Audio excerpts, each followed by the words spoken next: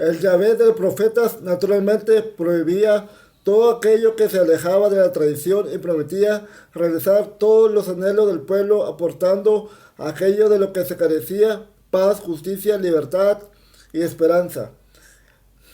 A todos los dioses de la historia humana se les ha hecho actuar de idéntica manera, ya que de otra forma serían absolutamente inútiles como mecanismos psicológicos de compensación. Durante la corta época en la que el rey Ezequías logró liberarse de los asirios, en Judá se emprendió una reforma religiosa que pretendió acabar con los males tan repetidamente denunciados por los profetas para fundamentar su intento reformador. Ezequías contó con la ayuda del profeta Isaías y buscó legitimidad, tal como ya vimos en un apartado anterior, en las leyes y texto de la fuente bíblica llamada sacerdotal, redactada para la ocasión y responsable de cambios doctrinales y teológicos fundamentales respecto a las tradiciones yahvista y eloísta anteriores. Unos 75 años después de la muerte de Ezequías, el nuevo monarca Josías quiso también cambiar los malos hábitos de su sociedad mediante otra reforma religiosa y, tal como era preceptivo e inevitable en esa época, tuvo que apoyarse sobre el prestigio y la opinión de otros profetas, que en este caso fueron Jeremías y los escribas. El también profeta Baruch, prolíficos autores de los escritos deuteronómicos, tal como ya señalamos en su momento.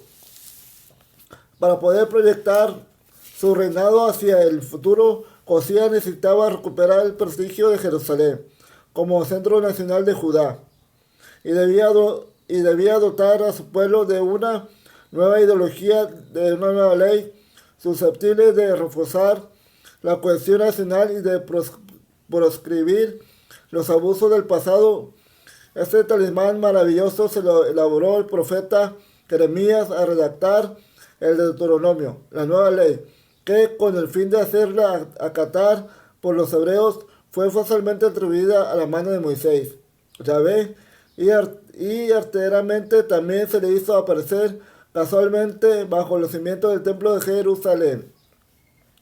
El redactor deuteronomista, que se opuso a partes fundamentales de la concepción religiosa que había definido según los intereses del rey Ezequías, el autor de los textos sacerdotales, fue heredero de muchos aspectos del pensamiento de los primeros grandes profetas, pero también es cierto que fue un despiadado manipulador de las fuentes que pudieron haber recogido las supuestas prédicas atribuidas a estos personajes.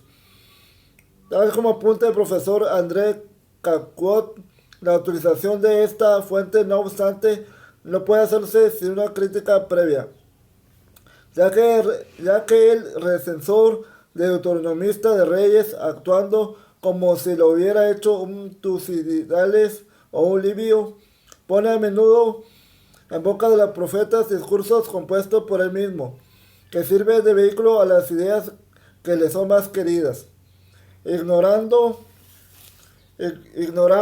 pues, cuál pudiera ser el mensaje de un Elías o un Eliseo, profeta de indudable renombre, pero cuyos oráculos no nos han sido transmitidos por ninguna recopilación.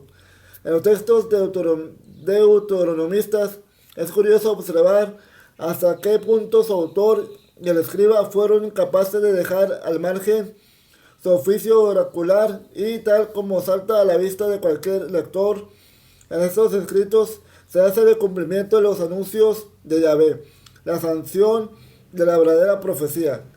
El mecanismo es impecable. El anuncio consta escrito en el clásico lenguaje oracular y a párrafo seguido se da fe de haberse cumplido tiempo después, con lo que se concluye que la profecía había sido auténtica y procedente de Dios. Lo único que desvirtúa ligeramente esta prueba de divinidad, sin embargo, es que en las profecías que se han podido estudiar adecuadamente se han demostrado que su redacción e inclusión en los textos bíblicos correspondientes fue siempre posterior al momento en que ocurrieron realmente los hechos anunciados por Yahvé. Recuerde, por ejemplo, entre las profecías ya mencionadas, Primera de Reyes 11:31 al 39 o Deuteronomio 4:25 al 30. A pesar de lo dicho, no hay elementos suficientes para poner en duda la honestidad de Jeremías, ya que propuso la visión religiosa que él creía más ajustada a la verdadera tradición. Pero también es cierto que en su proceder queda bien retratada la forma en que los profetas y escritores bíblicos recibían su inspiración de Yahvé. Falsear profecías, de todos modos, fue una práctica que se extendió por todos los libros proféticos de la Biblia. Así, por ejemplo, dado que los oráculos de los profetas de la época de que venimos hablando eran durísimos y no se perdían en diplomacias esperanzadoras para el futuro. Los analistas modernos de la Biblia toman por añadidos posteriores al exilio todos los versículos esperanzadores que aparecen en el libro de Amós, o las alusiones a la esperanza mesiánica del libro de Isaías. Y ello es muy razonable, ya que la mayoría de las promesas de restablecimiento del reino de Israel carecían absolutamente de sentido, salvo para un recaudador que hubiese vivido durante y especialmente después del exilio. La época de exilio, que comenzó en el año 587 a.C., supuso un trauma psicológico tan terrible para los hebreos que determinó en gran medida su futuro y el de la religión judía que estaba a punto de nacer. A pesar de que comúnmente se habla de deportaciones masivas, la lectura de Jeremías 52, de 28 al 30, o Segunda de Reyes 24, 14, 16, indica que solo fue llevada a Babilonia una pequeña parte de la población, 4.600 almas, según Jeremías, que eso sí, constituida la élite social e intelectual de Jerusalén, y se dejó a la población rural en sus territorios originales. La élite exiliada fue forzada a vivir en condiciones miserables y la sensación de paraíso perdido inflamó sus sentimientos de pecado y de culpa y, en consecuencia, su búsqueda de perdón. La humillación del destierro les hizo replantearse la conciencia nacionalista y, bajo el pretexto de no corromperse al mezclarse con los babilonios, cerraron filas en espera de tiempos mejores, cosa que llevó a acentuar el legalismo de la religión hebrea y el cumplimiento escrito de la ley, base sobre la que acabará formándose una hierocracia o poder del clero que perdurará algunos siglos y dejará su huella indeleble en los escritos sacerdotales de la Biblia. La intensa angustia que se generaba la conciencia de haber pecado contra Yahvé se unía a la necesidad imperiosa de expiar las culpas mediante sacrificios cruentos, según mandaba la tradición. Pero el drama psicológico se volvió irresoluble, puesto que no podía disponer ya del templo de Jerusalén para ir a expiar los pecados de la nación. La adaptación virtual humana que agudiza el ingenio y permite la supervivencia empujó a los exiliados a buscar fórmulas sustitutorias que desembocaron en actividades culturales centradas en torno a la oración y a la homilía. Es decir, se comenzó a caminar hacia las formas de culto de cariz espiritualista, de giro ideológico radical que se ven obligados los hebreos del exilio de la fe, el Salmo 51, cuando sin rumor de alguno expresa: líbrame de la sangre de Elohim, Dios de mi salvación, y cantará mi lengua tu justicia. Abre tú, Señor, mis labios y cantaré en mi boca tus alabanzas. Porque no es sacrificio lo que tú quieres si te ofreciera un holocausto. No lo aceptarías. Mi sacrificio, oh Dios, es un espíritu contrito, un corazón contrito y humillado. Oh Dios, no lo desprecies. Sé benévolo en tu complacencia hacia Sión y edifica los muros de Jerusalén. Entonces te agradarás de los sacrificios legales.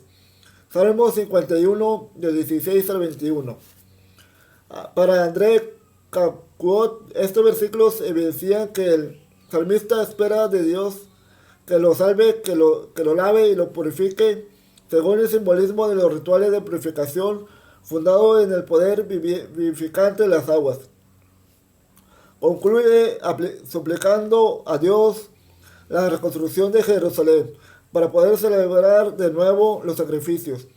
Tales son las dos obsesiones fundamentales de los exiliados. La necesidad de ser purificados por la sangre vertida para la expiación es tan grande que el poeta confía en que Dios podrá aceptar una víctima de sustitución sin esperar la restauración de los sacrificios regulares. Y la víctima que se propone no es otra cosa que ese espíritu contrito, ese corazón contrito y humillado, que designan por metonimia al salmista mismo, es decir, a la comunidad desgraciada en nombre de la cual habla. De este modo comienza a elaborarse la creencia en la virtud redentora del sufrimiento, que tendrá una considerable repercusión religiosa y permitirá sublimar poco a poco la concepción antigua de la expiación por medio del sacrificio animal.